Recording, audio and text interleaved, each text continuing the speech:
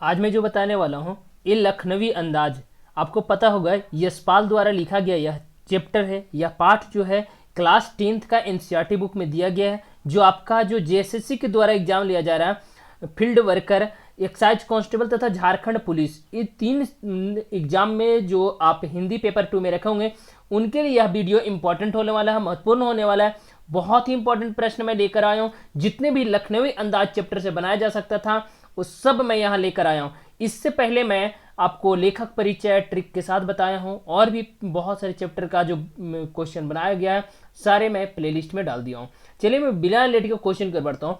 यहाँ आपका बताया जा रहा है कि मुफसिल की पैसेंजर ट्रेन चल पड़ने की क्या कर रही थी, तो फुंकार रही थी, नहीं होता कि हॉर्न बजा रही थी, तो ये थी आपका मुफसिल की पैसेंजर ट्रेन। याद रखिएगा, मुफसिल की पैसेंजर ट्रेन, कौन सी ट्रेन को चर्चा पाठ में किया गया था, पैसेंजर ट्रेन। याद रखिएगा, लेखक ने ट्रेन में किस क्लास का टिकट लिया था, तो सेकेंड क्लास का टिकट लिया था। याद रखिएगा, लेखक ने किस क्लास का टिकट लिया था, तो सेकेंड क्लास का टिकट लिया था इस ट्रेन में। याद रखिएगा। अब 4 नंबर क्वेश्चन है कि लेखक ने सेकेंड क्लास की टिकट क्यों लिया, तो याद रखिएगा कारण इसके थे, तो भीड़ से बचने के लिए पहला कारण, दूसरा कारण था नई कहानी सोचने के लिए, तीसरा कारण था प्राकृतिक दृश्य देखने के लिए लेखक ने सेकेंड क्लास के डिब्बे में लिया था अपना टिकट, क्योंकि इस क्लास में भीड़ कम होती है, थोड़ा महंगा होता है टिकट, इसलिए लेखक ने ऐसा सोचा था। सेकेंड क्लास के एक छोटे से डिब्बे को समझकर लेखक चढ़ गए, डिब्बा खाली था, क्या सोचकर कि डिब्बा खाली होगा, इसलिए लेखक उस छोटे से डिब्बे में चढ़ गए थे। लेखक ने जिस डिब्बे में चढ़ा था वहां खाली था क्या, नहीं खाली था। याद रखिएगा, जैसा सोचा उसका ऑपोजिट हुआ, ये सोचे खाली होगा लेकिन खाली नहीं निकला। यहाँ लेखक के बर्थ में और कौन बैठा था, एक आदमी था जो सफेद पोश का था, वो नवाबी नस्ल का था, लखनऊ का रहने वाला था, जिसको नवाब साहब के नाम से भी आगे पाठ में बताया गया है। नवाब साहब कैसे बैठे हुए थे, पालथी मारकर बैठे हुए थे। नवाब साहब ने के पास कितने ताजे खीरे थे, 2 ताजे खीरे थे। खीरे को क्या पर रखा हुआ था, तौलिए पर रखा हुआ था। याद रखिएगा, इस तरह का क्वेश्चन बनाया जा सकता है। याद रखिएगा, यहाँ आगे है क्वेश्चन कि लेखक को डिब्बे में अचानक चले जाने से नवाब साहब की आंखों में क्या दिखाई दिया, चिंतन का विघ्न एवं असंतोष। नहीं होता कि कोई अचानक चला गया, मैं अकेले बैठा था तो कोई चला गया तो असंतोष होगा, क्या आ गया, वो चीजें लगने लगा किनके, नवाब साहब के आंखों में। लखनवी अंदाज पाठ में अपदार्थ वस्तु किसे बताया गया है, तो अपदार्थ वस्तु खीरे को बताया गया है लेखक के द्वारा। याद रखिएगा, किसने लेखक से संगति के लिए उत्साह नहीं दिखाया था, तो नवाब साहब ने स्टार्टिंग में उत्साह नहीं दिखलाया, जैसे ही गए तो असंतोष और चिंतन के विघ्न में डूब गए थे, क्योंकि सेम बर्थ में बैठे हुए थे, आमने सामने सीटे पे। आगे बोल रहा है कि नवाब साहब के असुविधा का और चिंतन का, असुविधा और संकोच का लेखक ने क्या क्या कारण दिया। यही कारण ये लेखक ने बताते हैं कि अकेले यात्रा करने सकने का सोचा होगा उन्होंने, नवाब साहब ने, लेकिन ऐसा नहीं हो पाया। कोई दूसरा उसे मंझले दर्जे के सफर करते ना देख ले, इसलिए असंतोष हुआ होगा। या किसी के सामने खीरे कैसे खाएं ऐसा सोचा होगा, जो यानी नवाबों की ऐसा होती है कि आन बान शान दिखाते हैं, ऐसा उन्होंने सोचा होगा। कौन, नवाब साहब ने।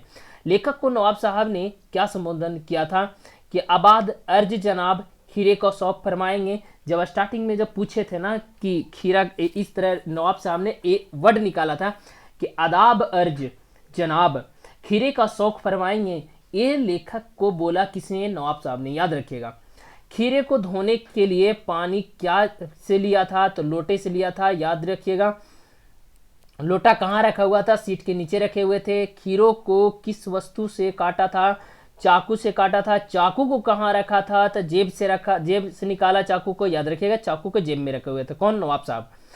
खीरों को काट कर, गोद कर, झाग निकालने के बाद छील कर फाकों को किस पर सजाया था, तो करीने तरीके से सजाया कहाँ, तौलिए पे। याद रखिएगा, झाग निकालते हैं जो खीरे के जो मेथी टाइप का होता है उधर के काट कर उसमें झाग निकाल कर उसके बाद छीला गया, उसके बाद काट कर अच्छे से तौलिए पर सजाया था नवाब साहब ने।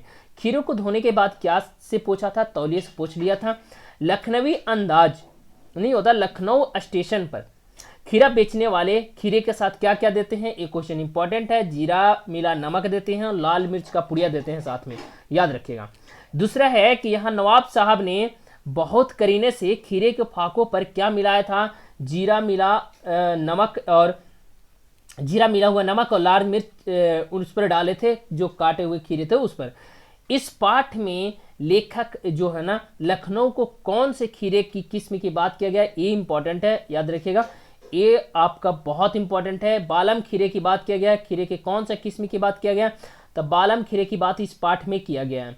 कुछ ही इंपॉर्टेंट है जो मैं बता दे रहा हूँ आपको। 25 नंबर है, नमक मिर्च छिड़क दिए जाने से ताजे खीरे की पनियाती फाके देखकर किसके मुंह में पानी आने लगा था, तो लेखक के मुंह में पानी आने लगा था, लेकिन लेखक ने शुरू में मना कर दी चुके थे, इसलिए वे खा भी नहीं सकते थे। और खीरा क्यों नहीं खाया, क्योंकि पहले मना कर दिए थे तो आत्मसम्मान बचाना भी था, इसलिए लेखक ने खीरा नहीं खाया। बोल दिया कि मैदा कमजोर होने की बात किसने कहा था, तो लेखक ने कहा था ये चीज कि मैदा भरा हुआ है यानी पेट भरा हुआ है। आगे मैं बताता हूं, 28 नंबर क्वेश्चन है 28 में है कि लेखक को नवाब साहब ने कितने बार खीरे को शौक फरमाने को कहा, 2 बार, एक स्टार्टिंग में और दूसरी बार जब खीरे काटने के बाद। क्या नवाब साहब ने खीरे को खाया था, नहीं, सिर्फ फाक को सूंघ कर और स्वाद का आनंद लिया था। याद रखिएगा, जब स्वाद का आनंद लेते इसमें मुंह में पानी आता, उस पानी के घूंट को अंदर ले गए थे सिर्फ नवाब साहब ने, लेकिन खीरे को नहीं खाया।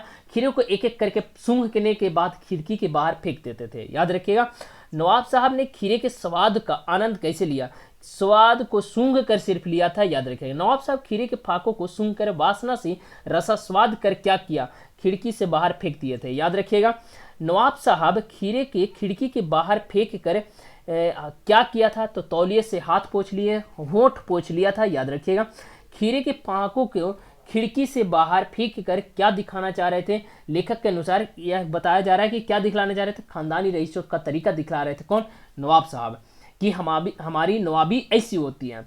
नवाब साहब के खीरे की तैयारी तथा इस्तेमाल करने का थक जाने के बाद नहीं होता कि तैयारी कर रहे थे उतना देरी से, और इस्तेमाल के बाद क्या कर गए ने, लेट गए, मैंने सो गए थे। अब 35 नंबर क्वेश्चन है कि आपका इस पाठ में, यानी इस पाठ में लेखक ने खानदानी तहजीब, नफासत और नजाकत किसके लिए प्रयोग किया, नवाब साहब के लिए किया था। बहुत इंपॉर्टेंट क्वेश्चन है ये वाला। इस तरह की वीडियो को देखने के लिए इस चैनल पे बने रहिएगा दोस्तों। बहुत ही इंपॉर्टेंट प्रश्न मैं लाने वाला हूं, और साथ ही साथ हिंदी का सीरीज चला रहा हूं, खोटा भी आपका बताया जाएगा इस चैनल पे। आप चैनल को सब्सक्राइब कर लीजिए, लाइक कर लीजिए, शेयर करना मत भूलिएगा। और साथ ही साथ लेखक परिचय तो पूरी तरह से ट्रिक्स में बताया हूं, आप जाकर प्लेलिस्ट में देख सकते हैं। और क्वेश्चन सीरीज तो चल ही रहा है। थैंक यू, जय हिंद, जय भारत।